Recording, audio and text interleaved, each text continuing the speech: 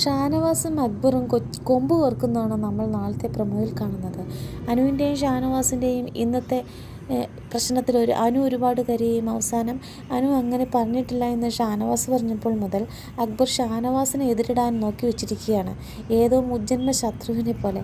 എന്നാൽ അത് ഒരു തമാശയ്ക്ക് വേണ്ടി പറഞ്ഞതായിരുന്നു സത്യത്തിൽ ഷാനവാസ്. അത് അക്ബർ സീരിയസ് ആക്കി എടുക്കുകയും ചെയ്തു.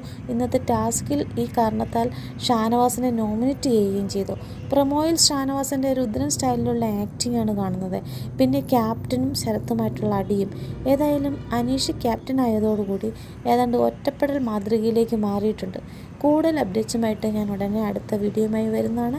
എൻ്റെ ചാനൽ ഒന്ന് സബ്സ്ക്രൈബ് ചെയ്തേക്കണേ, മറക്കരുത്.